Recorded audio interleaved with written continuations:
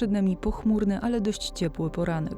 Najwyższe temperatury zanotujemy na zachodzie, do 13 stopni i tam też jest szansa na słońce.